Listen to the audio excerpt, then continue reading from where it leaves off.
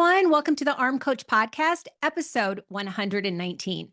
I'm Kristine Rucker, your arm coach, and this podcast exists for one reason: to help you build toned, sculpted arms by becoming a woman who actually follows through, not by white knuckling your way through another plan, not by hating your body into submission, but by shifting who you are at the identity level. Because here's the thing: your arms will not change until you do. And today we're going somewhere a lot of fitness people are too afraid to go. We're going to talk about food, not macros, not meal plans. We're going to talk about why you eat when you're not hungry, why you reach for food at night, even when you know you don't need it, and most importantly, whether it's actually possible to stop wanting to do that. Spoiler, it is, but probably not the way that you think. Let me paint you a picture. It's 8 p.m., the kids are handled, the emails are ignored, you are officially off duty, and you think, I deserve this. So you head to the kitchen, not because you're hungry, not because your body's asking for fuel, but because your brain has been anticipating this moment since noon, right? The couch, the show, the food, and you're not even really tasting it. You're just checked out. Sound familiar? Yeah, I thought so. Here's what I know about you: you are not a woman who doesn't know better. You know that eating a full bag of popcorn at 9 p.m. isn't moving you toward the arms that you want. You know it. You've known it for years. And yet the desire is so loud, so real, so convincing. You tell yourself you'll stop after a few bites. You don't. You tell yourself tomorrow will be different. It isn't. You start to wonder if you just don't have the willpower, if maybe you're just someone who can't control herself around food. Can I stop you right there? Because that story, the one where the problem is your willpower, that story, it's not just wrong, it's keeping you stuck. Here's the thing that no one in the fitness world wants to say out loud: willpower, it's not a character trait. It's not something you either have or you don't. It's a limited resource. And expecting yourself to white knuckle your way past a desire you don't understand, that's not discipline. That is exhaustion dressed up as a plan. Women do not overeat at night because they're weak. They overeat because they have a desire they were never taught to examine. And there is a massive difference between retraining yourself from something you still want and no longer wanting at all. Restraining yourself from something you want is willpower. No longer wanting it is freedom. And most of us have been trying to solve a desire problem with willpower, with a willpower solution. No wonder we keep up eating, ending up back at the popcorn. This is where the think, feel, act cycle becomes everything. Your desire to overeat is not coming from hunger. It's not coming from the food itself. It's coming from your thoughts. What you are thinking creates how you feel. How you feel creates what you do. And what you do over and over again becomes who you are. The desire you feel for that late night checkout moment, it's being generated entirely in your mind, not in the stomach, not in the food, in the story you're telling yourself about what that food does for you. So here's what I want you to start doing, not as a way to punish the habit, but as a way to understand it. The next time you feel that pull toward food and your body, it's not actually hungry, I want you to pause for 30 seconds before you act, not to resist, but to get curious. Ask yourself, what am I feeling right now? Are you tired, lonely, overstimulated, bored, stressed? And then ask, what am I telling myself this food is going to do for me? Because that's the thought creating the desire. And until you can see the thought, you can't change it. So, can I take you back somewhere with me for a second? There was a chapter in my life where I was doing everything right on paper. I was training, I was coaching, I was showing up, and every single night I was checking out with food. I wouldn't call it binging, but just numbing. A little of this, a little of that. I'd been looking forward to it all day. I honestly thought it was one of the best parts of my day. Buttery popcorn was basically my love language at that point. And here's what made it so tricky to see because it wasn't super dramatic. It wasn't out of control in any obvious way. It looked like relaxing. It looked like a reward. It looked like self-care. So, I never questioned the desire itself. I think I just tried to manage it, portion it, schedule it, maybe negotiate with it, and the desire just stayed loud and patient and right there, waiting for me at 8 p.m. every night. And here's what I had wrong.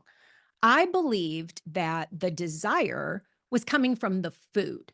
It was coming from the taste, from the experience of eating it. And I told myself, I just really love popcorn. I really love that feeling of unwinding with something salty and delicious. And maybe you're sitting there nodding because that is exactly what you're telling yourself too. But here is what I eventually had to get honest about. If you could wave a magic wand and remove everything the food was doing for you emotionally, would you still want it the way that you want it right now? If popcorn was just popcorn with no checkout effect, no numbing, no sense of reward or relief, would you really be thinking about it all day?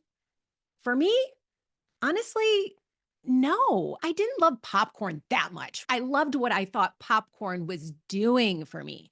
I wasn't hungry. I was overstimulated. I was underrested and completely unwilling to just sit with the end of a hard day without something to take the edge off. The food was not the problem. The thought that I needed food to feel okay was the problem. Your desire for food is created not by the food itself, but by the thoughts you are having about what that food will give you. I loved the idea of popcorn because I believed it would help me relax, help me reward myself, help me mark the end of a long day in a way that felt satisfying. But relaxation, reward, and satisfaction are feelings, and feelings come from thoughts, not from buttered popcorn. When I started actually examining the thoughts creating the desire, I was genuinely surprised by what I found. I was thinking things like, I've been on all day. I deserve a break. This is the only time that's mine. I need something that feels good.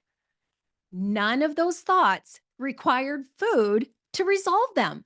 They required me to understand that I was allowed to feel decompressed, satisfied, and rewarded without eating something to manufacture those feelings.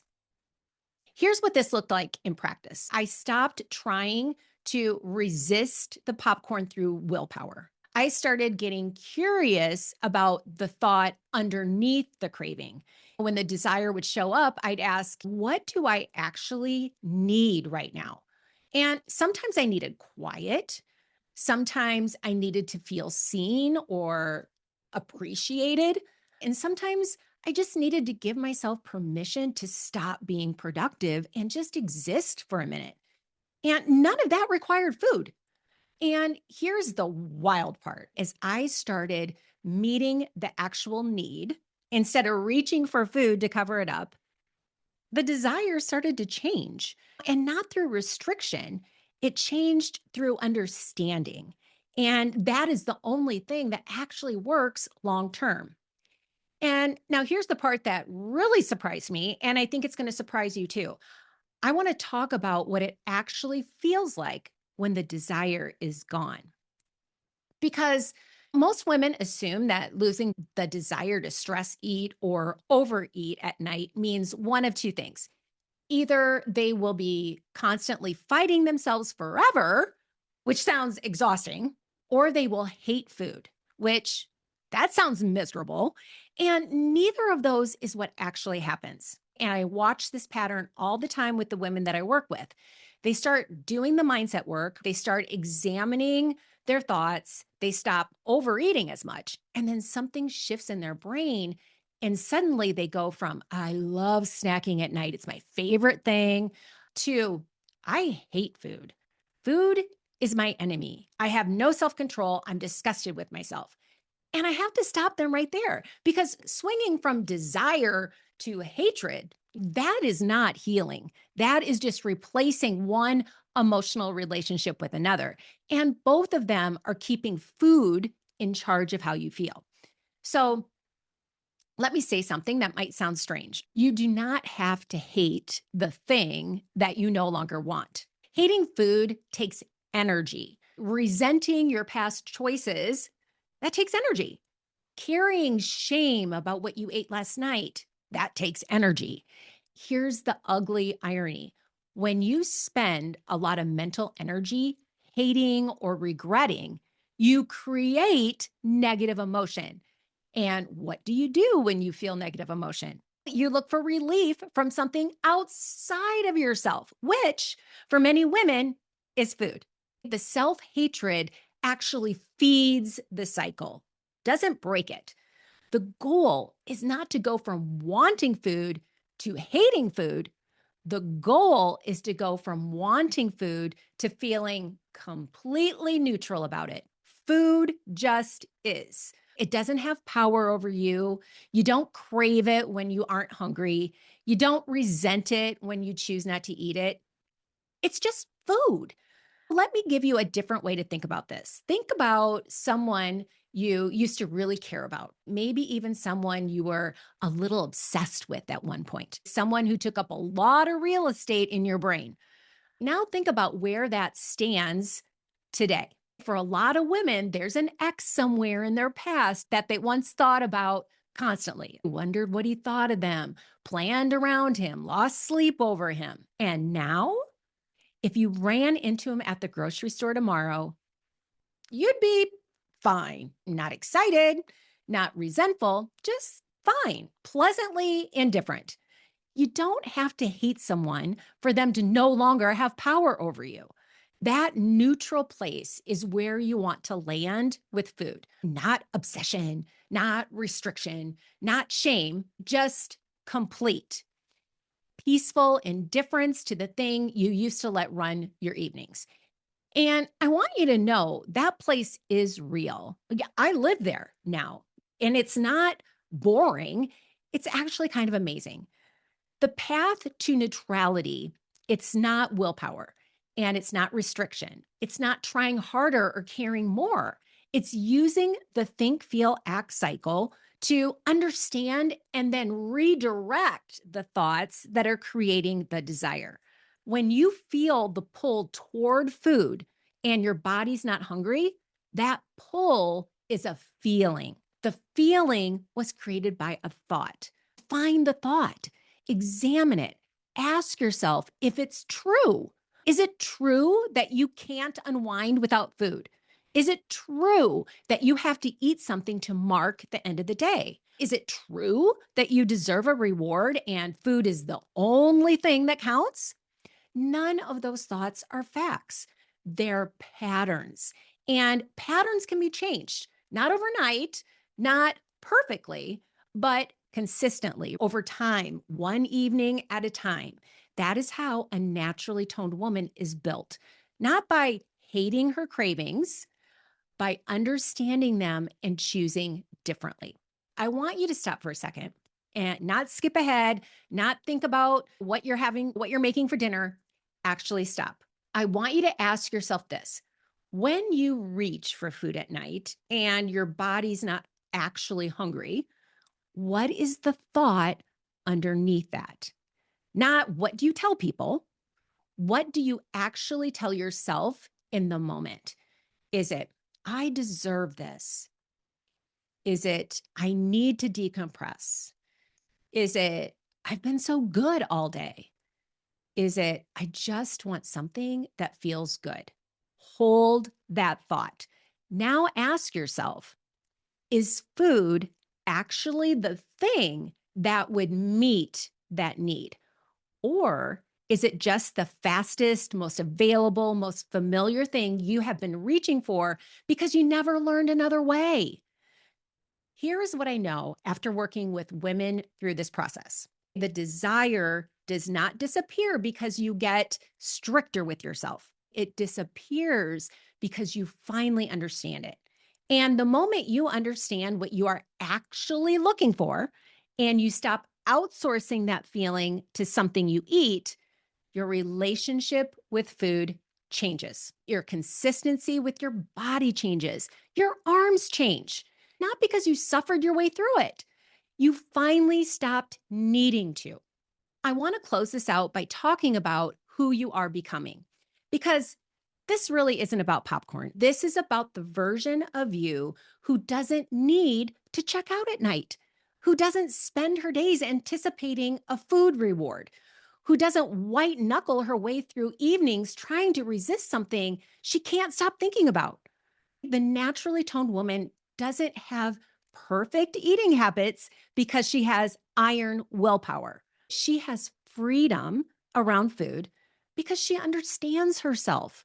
She knows what she actually feels. She knows what she actually needs. And she has learned slowly through practice to meet those needs without using food to do it. And that version of you is not some distant fantasy.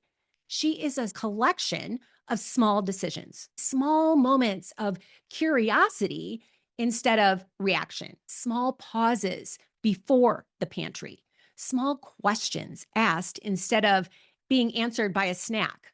She is built the same way toned arms are built, not by going harder, but by going consistent. You don't have to lose the desire by hating the food or hating yourself.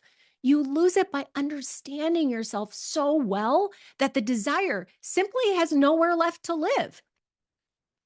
Change is slower than we want it to be. It doesn't happen in a week or a month or even in a perfect stretch of clean eating and consistent workouts. It happens in the accumulation of decisions made by a woman who finally decided to understand herself instead of punish herself. And that is you. You're building that right now, one episode at a time. Before I let you go, I want to ask you something. If this episode hit you, if something made you say, oh, that's me, don't just keep it to yourself. Women who are changing their lives don't just listen quietly, they engage, they speak up, they follow through. So if this podcast has been helping you see yourself differently, I want you to take 2 minutes and leave a review. Not for me, but for the woman who feels exactly like you did before you found this. And as a thank you, I'm gifting a $100 gift card to one of you who leaves a review this month. All you have to do is leave the review on Apple Podcasts, Spotify, or wherever you listen. Take a screenshot and send it to me at Kristine@KristineRecker.com. This is your moment to stop being a silent listener and start being a woman who shows up. All right, everybody, I'll see you in the next episode.